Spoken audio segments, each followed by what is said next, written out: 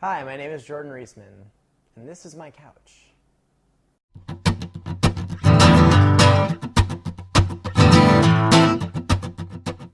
Hello, and welcome to episode number 2 of Other People's Couches.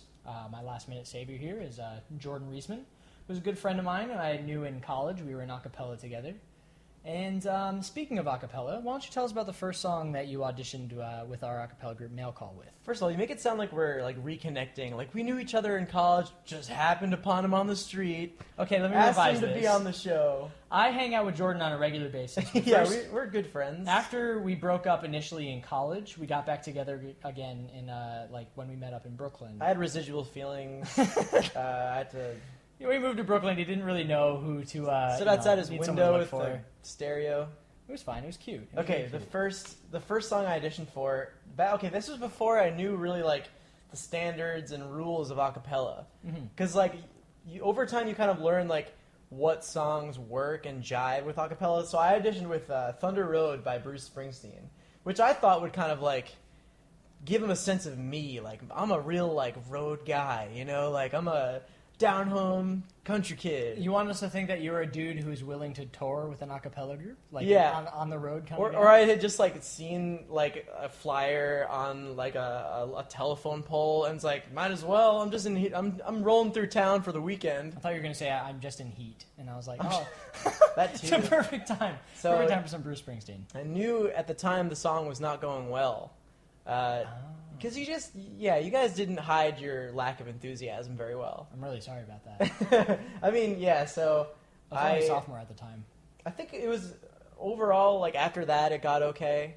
I think I did the other stuff okay. And then Craig called me while I was hanging out with my other friends who had gotten word that they got in. Dylan Garrity and Nick Vanucci. And they were super ecstatic because they're best friends.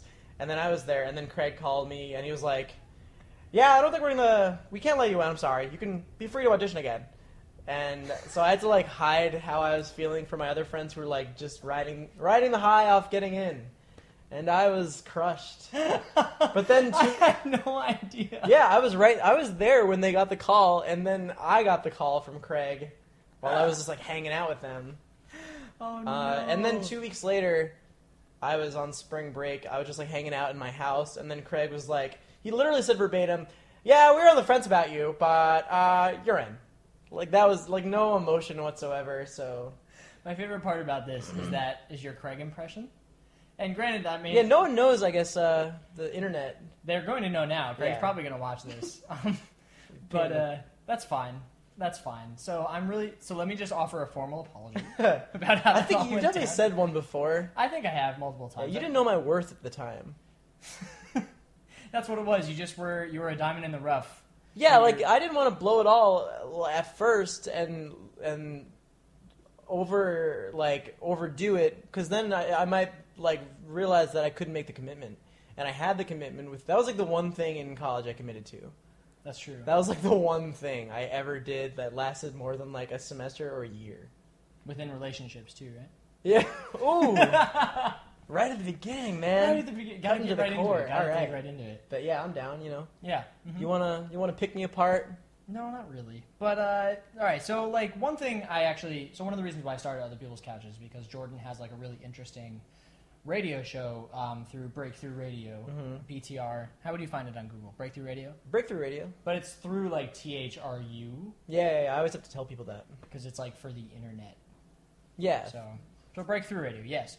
And you interview different musicians, usually budding artists, right? What's the Discovery Artist? So it's the Discovery Corner, right? And you have the Discovery Artist of the Week, right? And listening to that, I was he just gets to interview people every week and write really good essays about them.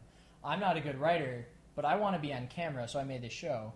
And so thank you, for being my inspiration behind that. But why don't you tell me a bit more about what's the criteria for a discovery artist in the first place? Well, to go back, you're saying I guess I'm your inspiration for starting. Well, actually, I got the idea, the kind of style that I have from the podcast WTF with Mark Maron. Right. So I've been a long time listener, and the way he kind of goes on for 15 or so minutes at the beginning of his show just like talking about himself, like his problems and his like relationships, his failed relationships most of the time.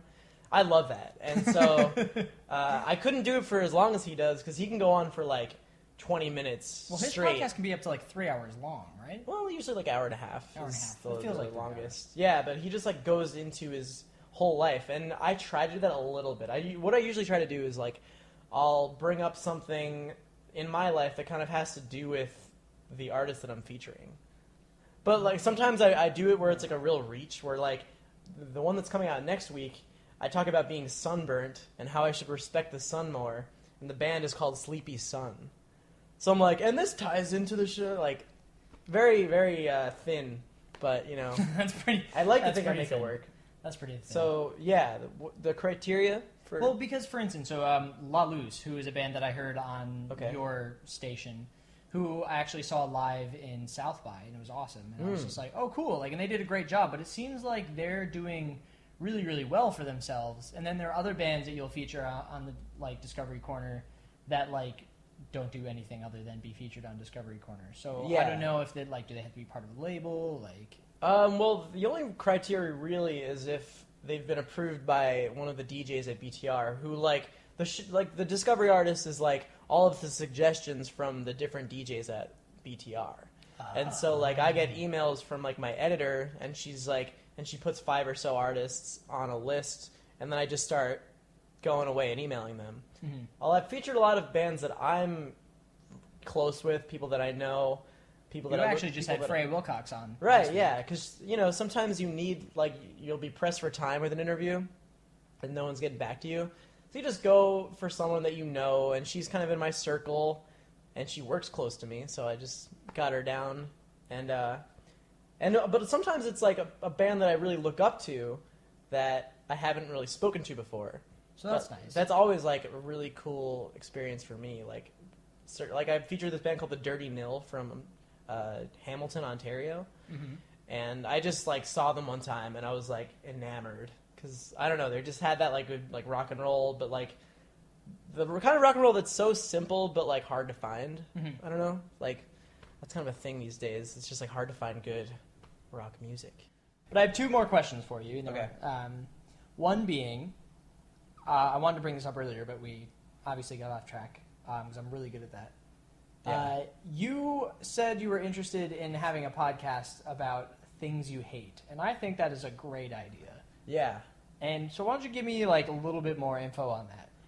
I mean, it was kind of just I haven't put it into action yet, but I think it'd be fun just to have like a way to voice all my like problems with the world, things I don't get, but as a way to not make anybody else bear the brunt of it. You know, because like sometimes I'll think of something that I don't like, and I'll tell like 5 people individually. Sometimes I'll tell that person twice, and they're like, "Yeah, I heard this already. How you don't like grown adults who ride scooters." You don't like that? No, I think no.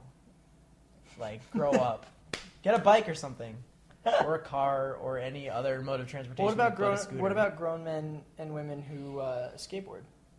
Well, skateboarding, that's a whole different thing, because it's not always about transportation. But it's like, because like skating is like a culture. That's like a viable culture. You don't believe in the scoot culture? No. The sculpture? Because it's like that. Because they're only using it for transportation, but like also it's a shitty mode of transportation.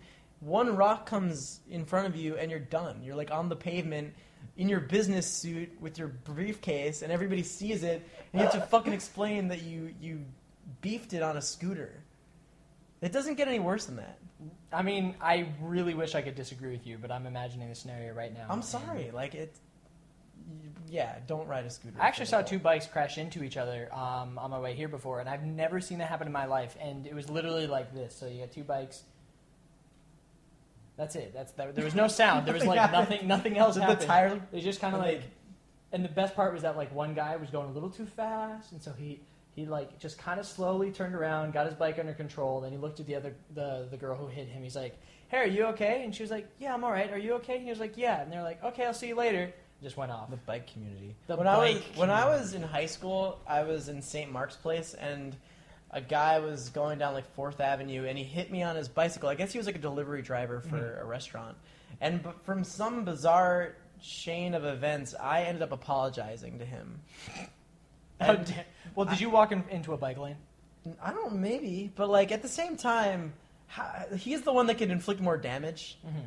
Like, how did I end up apologizing? I think like he knocked my sunglasses off, and then Did they break?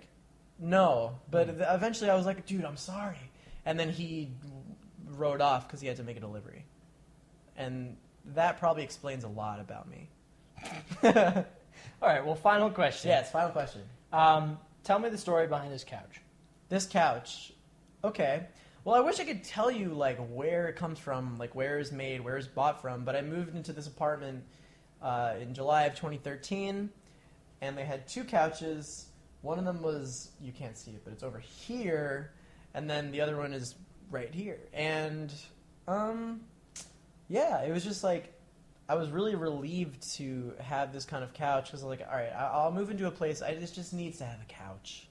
It's just so you can have the apartment couch. My girlfriend felt the same exact way, and I didn't agree with her until we got the couch, and now I understand. Yeah, you need it. And if you have like a bad couch, I remember I had like a really crappy like pleather couch in my house in New Paltz, like a sectional, and every time I was on it, I just like smelled it, and it just smelled like weird, like your uncle's basement. Not like that kind of thing, but just like the uncle who has bad taste. That's what I mean to say.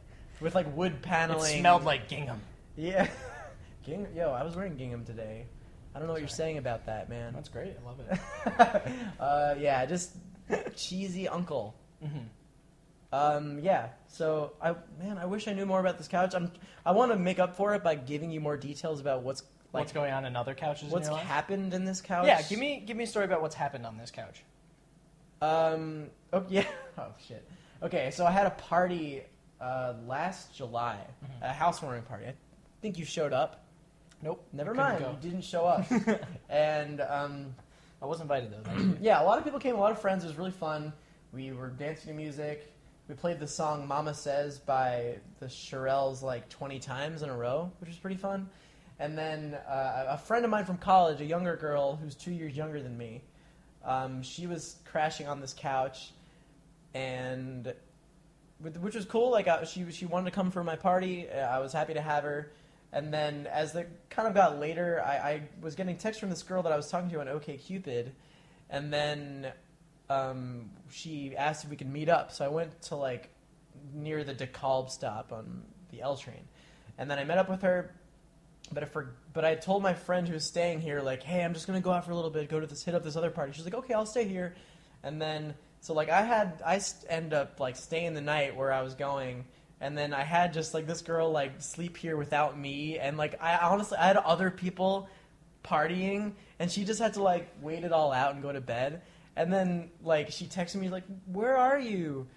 when I was at the other person's apartment next morning. It was just Did like she sleep on the couch? She slept on the couch, and I felt like the worst friend in the world. Are you two still friends? Yeah, she's gonna stay at my parents' house on Friday. Are you gonna be there though? Yeah. But she gets a whole floor to herself, and I probably won't ditch her. But I don't know. Things come up. Things come up. Yeah. And on that note, we're going to end it. Thank you so much, Jordan Reisman. Thank you, Colin Valley. Thanks for having me in your home. And this has been Other People's Couches.